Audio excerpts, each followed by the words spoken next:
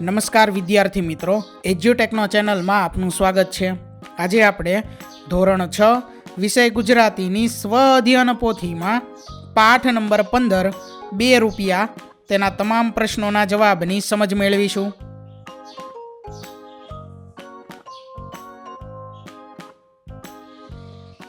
તો પાઠ નંબર 15માં સૌથી પહેલા છે પ્રશ્ન નંબર 1। ઉદાહરણ મુજબના શબ્દો અને તેના અર્થ લખો। ઉદાહરણ છે અહીં આગગાડી, તો આગથી ચાલતી ગાડી। તો આ મુજબ શબ્દો અને તેના અર્થ લખવાના છે। પહેલું છે ઘોડાગાડી, તો એનો અર્થ થશે ઘોડા દ્વારા ખેંચાતી ગાડી। ત્યાર પછીનો શબ્દ આપણે લખી શકીએ બળદગાડી, તો બળદ દ્વારા ખેંચાતી ગાડી। ત્યાર પછી ત્રીજું છે ઊંટગાડી, તો એના અર્થમાં આપણે લખી શકીએ ઊંટ દ્વારા ખેંચાતી ગાડી। ત્યાર પછી ચોથું છે રેલગાડી, તો રેલવે પાટા પર ચાલતી ગાડી। ત્યાર પછી પાંચમું છે મોટરગાડી, તો મોટરથી ચાલતી ગાડી। તો આ મુજબના શબ્દો અને તેના અર્થ આપણે લખી શકીએ। આગળ જોઈએ ત્યાર પછી પ્રશ્ન નંબર 2। શબ્દ સમૂહ માટે એક શબ્દ લખો। એટલે અહીં આપણને શબ્દ સમૂહ આપેલો છે, તેના માટે આપણે એક શબ્દ લખવાનો છે। પહેલું છે ગરીબ પર દયા કરનાર, તો આવે દીન દયાળુ। ત્યાર પછી બીજું છે મુસાફરી કે કામના સ્થળે સાથે લીધેલું ખાવાનું, તો ભાથું। ત્રીજું એક જાતનું રંગીન કે ભાતીગળ પાથરણું, તો શેતરંજી। ત્યાર પછી ચોથું કપડાં સીવનાર વ્યક્તિ, તો એમાં આવશે દરજી। પાંચમું પાણીનું માટલું કે વાસણ મૂકવાની જગ્યા, તો એમાં આવશે પાણીયારું। આગળ છે ત્યાર પછી પ્રશ્ન નંબર 3, જેની સૂચના છે કોણ બોલે છે તે લખો। જેમાં પહેલું છે દરેક જણ 2 રૂપિયા લાવજો, તો આ વિધાન કોણ બોલે છે તે આપણે લખવાનું છે। તો આ વિધાન મોટા બહેન બોલે છે। ત્યાર પછી બીજું કેમ બેટા આજે મોઢું પડી ગયું છે, તો આ વિધાન બા બોલે છે। ત્રીજું હશે ઉજાણીમાં નહીં જવાય તો શું થયું, તો આ આનંદી બહેન બોલે છે। ચોથું નક્કી આ નોટ ભગવાને જ મૂકી હશે, તો આ વાક્ય આનંદી બહેન કહે છે। પાંચમું તું સાચું બોલી એનું ઇનામ, આ વાક્ય ડોક્ટર બાઈ બોલે છે। ત્યાર પછી હવે આગળ પ્રશ્ન નંબર 4, જેની સૂચના છે આપેલ વાક્ય ખરા છે કે ખોટા તે લખો। પહેલું વિધાન છે માણેકલાલ ગમે તેમ કાતર ચલાવી કપડું નકામું બનાવી દેતા, તો આ વાક્ય ખરું છે। ત્યાર પછી બીજું મંગુભાઈની 2 રૂપિયાની નોટ ખોવાઈ ગઈ હતી, તો આ વાક્ય ખરું છે। ત્યાર પછી ત્રીજું વાક્ય આનંદીએ ખિસ્સામાંથી 2 રૂપિયાની નોટ કાઢી ડૉક્ટરના હાથમાં મૂકી, તો આ વિધાન ખરું છે। ત્યાર પછી ચોથું છે મંગુબાઈએ આનંદીને 2 રૂપિયા આપ્યા હતા, તો આ વાક્ય ખોટું છે। પાંચમું આનંદીએ ઉજાણીના 2 રૂપિયા મોટા બહેનને આપ્યા, તો આ વિધાન ખરું છે। આગળ જોઈએ ત્યાર પછી પ્રશ્ન નંબર 5, સૂચના છે ઘટનાક્રમ પ્રમાણે ગોઠવો। તો અહીં જે 6 વિધાન આપેલા છે તે 6 વિધાનને આપણે ઘટનાક્રમ પ્રમાણે ગોઠવવાના છે। તો સૌથી પહેલા નંબરે આવશે દરેક જણ 2 રૂપિયા લાવજો, એટલે કે જે બીજા નંબરનું વિધાન છે તે સૌથી પહેલાં આવશે। ત્યાર પછી આગળ છે 2 રૂપિયાની વાત સાંભળી આનંદીનું મોઢું પડી ગયું, એટલે ત્રીજા નંબરનું વિધાન બીજા નંબરે આવશે। ત્યાર પછી આગળ આવશે હશે ઉજાણીમાં નહીં જવાય તો શું થયું। ત્યાર પછી ચોથા નંબરે આવશે સવારે ઉઠીને તે પોતાની બા સાથે દવાખાને ગઈ। પાંચમા નંબરે આવશે ડૉક્ટરે એના પર્સમાંથી 2 રૂપિયા કાઢી આનંદીને આપ્યા। અને છેલ્લું છઠ્ઠા નંબરે આવશે આનંદીએ સૌથી પહેલી જઈ ઉજાણીના 2 રૂપિયા મોટા બહેનને આપ્યા। ત્યાર પછી હવે આગળ પ્રશ્ન નંબર 6, જેની સૂચના છે નીચેના શબ્દો આધારે કૌંસમાં આપેલ વિરામ ચિહ્નોનો ઉપયોગ કરી વાક્ય લખો। તો અહીં આપણને કૌંસમાં વિરામ ચિહ્ન આપેલા છે। પહેલું છે બેટા મોઢું, તો કેમ બેટા આજે મોઢું પડી ગયું છે, તો આ મુજબ આપણે વિરામ ચિહ્નોનો ઉપયોગ કરી વાક્ય લખવાનું છે। એટલે કે આપણા પહેલા વાક્ય જે છે તેની અંદર આવશે પ્રશ્નાર્થ ચિહ્ન. ત્યાર પછી બીજું નોટ ભગવાન, તો નક્કી આ નોટ ભગવાને જ મૂકી હશે, એટલે કે ઉદ્ગાર ચિહ્ન આવશે તેમાં. ત્યાર પછી સાચું ઇનામ, તો તું સાચું બોલી એનું ઇનામ. ત્યાર પછી આવશે ચોથું ચોરી નારાજ, તો ચોરી કરું તો ભગવાન નારાજ થાય, પૂર્ણ વિરામ છે તેમાં, બરોબર. આગળ છે ત્યાર પછી રડે આનંદી, તો કેમ રડે છે આનંદી. ત્યાર પછી ડૉક્ટર પૂછ્યું, તો ડૉક્ટરે પૂછ્યું આનંદી પેલી મંગુબાઈ હમણાં આવીને કહેતી હતી કે એની 2 રૂપિયાની નોટ ખોવાઈ ગઈ છે, તને જડી છે આનંદી. તો આ મુજબ આપણે વિરામ ચિહ્નોનો ઉપયોગ કરી અને વાક્ય લખવાના હતા. આગળ જોઈએ ત્યાર પછી પ્રશ્ન નંબર 7 જેની સૂચના છે નીચેના પ્રશ્નોના જવાબ લખો. જેમાં પહેલો પ્રશ્ન છે આનંદી કેમ બહુ હરખાઈ ગઈ હશે. તો જવાબમાં આપણે લખી શકીએ કે આનંદી બહુ હરખાઈ ગઈ હતી કારણ કે તે કદી આગગાડીમાં જ બેઠી ન હતી. ત્યાર પછી બીજો પ્રશ્ન આનંદીના પિતાજી વિશે 2-3 વાક્યો લખો. તો અહીં જવાબ લખેલો છે કે આનંદીના પિતાજી ધંધે દરજી હતા પણ એમનું મગજ અસ્થિર થઈ ગયું હતું. જે છે એક ગાંડાની હોસ્પિટલમાં મૂકવા જેવા ન હતા, પણ આખો દિવસ કામ વગરનું બબડાટ કર્યા કરતા. એમણે સીવવાનું કામ બિલકુલ છોડી દીધું હતું. ત્યાર પછી આગળ ત્રીજો પ્રશ્ન છે આનંદીના કુટુંબનું ભરણ પોષણ કોણ કરતું હતું, કેવી રીતે. તો આનંદીના કુટુંબનું ભરણ પોષણ આનંદીના બા કરતા હતા.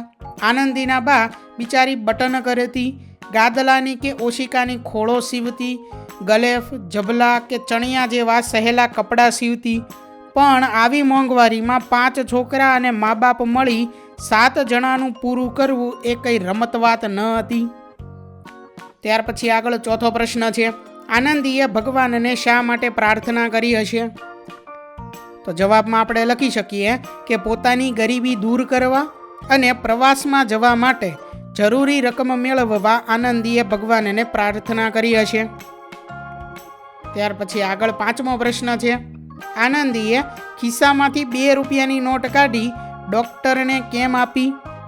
તો જવાબમાં આપણે લખી શકીએ કે તેને વિચાર આવ્યો કે ભગવાન ક્યારેય ચોરી ન કરાવે અને જો તે આ પૈસા રાખી લેશે તો ભગવાન તેના પર નારાજ થશે. તેને લાગ્યું કે આ નોટ કદાચ કોઈ ગરીબ માણસની મહેનતની કમાણી હશે જે પડી ગઈ હશે. જ્યારે ડૉક્ટરે તેને પૂછ્યું કે મંગુબાઈ નામની ગરીબ સ્ત્રીની 2 રૂપિયાની નોટ ખોવાઈ ગઈ છે, ત્યારે આનંદીને ખાતરી થઈ ગઈ કે આ નોટ તેની જ છે. પોતાની પ્રામાણિકતા જાળવી રાખવા અને બીજાના પૈસા ન લેવા તે ઉમદા હેતુથી તેને નોટ પરત કરી દીધી. ત્યાર પછી આગળ પ્રશ્ન નંબર 8 વાક્યમાંથી ક્રિયાપદ શોધીને તેનો કાળ લખો. એટલે કે આપણને અહીં જે વાક્ય આપેલું છે તે વાક્યમાંથી ક્રિયાપદ શોધવાનું છે અને ત્યાર પછી આ વાક્યના આધારે આપણે તેનો કાળ લખવાનો છે.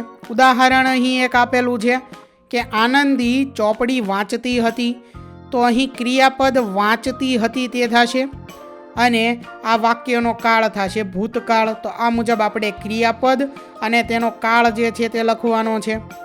પહેલું વાક્ય પંખો ફરે છે, તો ફરે છે તે ક્રિયાપદ છે અને આ વાક્ય વર્તમાન કાળનું છે. ત્યાર પછી બીજું નયન દોડતો હતો, તો દોડતો હતો તે ક્રિયાપદ છે અને આ વાક્ય ભૂતકાળનું છે. ત્યાર પછી ત્રીજું વાક્ય કેવલ કાલે ગીત ગાશે, તો આ વાક્યમાં ક્રિયાપદ ગીત ગાશે તે આવશે અને આ વાક્ય ભવિષ્યકાળનું છે. ચોથું વાક્ય ડુંગરમાંથી ઝરણા વહે છે, તો આ વાક્યમાં વહે છે તે ક્રિયાપદ છે અને આ વાક્ય વર્તમાન કાળનું છે. પાંચમું વાક્ય આનંદી બસમાં નાચતી હતી, તો આ વાક્યમાં ક્રિયાપદ છે નાચતી હતી અને આ વાક્ય ભૂતકાળનું છે. આગળ છે ત્યાર પછી છઠ્ઠું વાક્ય મોર ટહુકા કરશે, તો ક્રિયાપદ છે ટહુકા કરશે અને આ વાક્ય ભવિષ્યકાળનું છે. આગળ ત્યાર પછી પ્રશ્ન નંબર 9 જેની સૂચના છે પાત્ર પરિચય લખો. તો અહીં જે પાત્રનું નામ આપેલું છે તે પાત્રનો પરિચય વિશે આપણે લખવાનું છે. પહેલું પાત્ર છે અહીં આનંદી. તો આનંદીના પરિવારની સ્થિતિ સારી ન હતી. પિતા માણેકલાલનું મગજ અસ્થિર થઈ ગયું હતું, તેથી તે આર્થિકની બા મજૂરી કરીને કુટુંબનું માંડ પૂરું કરતી. પર્યટનમાં જવા માટે આનંદી 2 રૂપિયા ભરી શકે એમ ન હતી. સ્ત્રી ડૉક્ટરના દવાખાને કામ કરતા ખુરશી નીચેથી તેને 2 રૂપિયાની નોટ મળતા તે રાજી થઈ ગઈ. પણ પાછી તેના મગજમાં ગડમથલ ચાલી. ભગવાને નોટ મોકલી એમ હું કહું છું, પણ ખરેખર તો એ કોઈની જ પડી ગઈ હશે. ડૉક્ટરની હોય કે કદાચ કોઈ ગરીબ ગુરબાની પરાણે એકઠી કરેલી પૂંજીમાંની પણ નોટ હોય. મારાથી તે કેમ લેવાય? ચોરી કરીને ઉજાણીએ જવાય ખરું? ચોરી કરું તો ભગવાન જરૂર નારાજ થાય. બા જાણે તો કેટલી નારાજ થાય. ઉજાણીએ નહીં જવાય તો કંઈ નહીં. એની પ્રમાણિકતા જાગી ઉઠી. એણે 2 રૂપિયા સ્ત્રી ડૉક્ટરને પરત આપી દીધા. સ્ત્રી ડૉક્ટરે એની પ્રમાણિકતાના ઇનામ રૂપે 2 રૂપિયા આપ્યા. આનંદીએ હોંશે હોંશે પર્યટન માટે 2 રૂપિયા મુખ્ય શિક્ષિકા બહેનને જમા કરાવી દીધા. ત્યાર પછી આગળ છે હવે પ્રશ્ન નંબર 10, જેની સૂચના છે તમારા યાદગાર પ્રવાસ વિશે 8-10 લીટીમાં વર્ણન લખો. તો વિદ્યાર્થી મિત્રો, અહીં તમે જે પ્રવાસ કરેલો છે યાદગાર પ્રવાસ, તેના વિશે તમારે 8 થી 10 લીટીમાં વર્ણન કરવાનું છે. તો આ જવાબ તમારે જાતે લખવાનો છે. અહીં સમજ માટે જવાબ લખેલો છે કે ગયા વર્ષે અમારી શાળામાંથી સૌરાષ્ટ્રના પ્રવાસનું આયોજન કરવામાં આવ્યું હતું, જે મારો અત્યાર સુધીનો સૌથી યાદગાર પ્રવાસ રહ્યો છે. અમે વહેલી સવારે બસમાં જૂનાગઢ પહોંચ્યા હતા. જૂનાગઢમાં પ્રવેશતાની સાથે જ ભવ્ય ગિરનાર પર્વત દેખાયો, જે આકાશ સાથે વાતો કરતો હોય તેવું લાગતું હતું. અમે સવારે વહેલા ગિરનારના પગથિયા ચડવાનું શરૂ કર્યું અને પ્રકૃતિના સુંદર દ્રશ્યો જોયા. ત્યારબાદ અમે ઉપરકોટનો કિલ્લો, અડીકડીની વાવ અને નવઘણ કૂવો જોયો, જે આપણી જૂની શિલ્પકલાનો અદ્ભુત નમૂનો છે. ત્યાર પછી આગળ છે કે શક્કરબાગ પ્રાણી સંગ્રહાલયમાં એશિયાટિક સિંહને નજીકથી જોવાનો મારો અનુભવ ખૂબ જ રોમાંચક હતો. પ્રવાસ દરમિયાન અમે મિત્રો સાથે મળીને ગીતો ગાયા, નાસ્તો કર્યો અને રાત્રે કેમ્પ ફાયરનો આનંદ માણ્યો. આ પ્રવાસથી મને ઐતિહાસિક સ્થળોની માહિતી મળી અને મિત્રો સાથે હળવાશની પળો વિતાવવા મળી. ખરેખર આ પ્રવાસની યાદો મારા હૃદયમાં હંમેશા તાજી રહેશે. તો વિદ્યાર્થી મિત્રો, અહીં ધોરણ 6 વિષય ગુજરાતીની સ્વ અધ્યયન પોથીમાં પ્રકરણ નંબર 15 તેના તમામ પ્રશ્નોના જવાબની સમજ પૂર્ણ થાય છે. વિદ્યાર્થી મિત્રો, આપેલા વિડીયોની જો તમારે પીડીએફની જરૂર હોય તો તમે આપણી એપ્લિકેશન સ્માર્ટ સાથી પરથી મેળવી શકશો. વિદ્યાર્થી મિત્રો, આપણી એપ્લિકેશન સ્માર્ટ સાથી પ્લે સ્ટોરમાં આવી ગઈ છે, જેની અંદર તમે બધા વિભાગ જોઈ શકો છો. તેની અંદર વિવિધ ધોરણ છે. ધોરણ ઉપર ક્લિક કરતાં વિવિધ વિષય ખુલશે. વિષય ઉપર ક્લિક કરતાં તેની અંદર આવતા પાઠ ખુલશે. તેની અંદરથી તમે પાઠ્યપુસ્તક પણ ડાઉનલોડ કરી શકો છો. તેની અંદર આપેલા પાઠમાં ક્લિક કરતાં તમે પાઠની પીડીએફ, સ્વાધ્યાયની પીડીએફ, સ્વાધ્યાયન પોથીની પીડીએફ, પાઠના વિવિધ વિડીયોઝ, સ્વાધ્યાયના વિડીયોઝ, સ્વાધ્યાયન પોથીના વિડીયોઝ બધું જોઈ શકો છો અને ડાઉનલોડ પણ માત્ર એક ક્લિકમાં કરી શકો છો. વિદ્યાર્થી મિત્રો, આપણી એપને સપોર્ટ કરજો, ડાઉનલોડ કરજો. થેન્ક યુ દોસ્તો. એજ્યુકટેકનો ચેનલ તરફથી વિડીયો નિહાળવા બદલ આપનો આભાર. આવા બીજા વિડીયોઝ નિહાળવા માટે અમારી યુટ્યુબ ચેનલ એજ્યુકટેકનો અત્યારે જ સબસ્ક્રાઇબ કરો. આભાર દોસ્તો.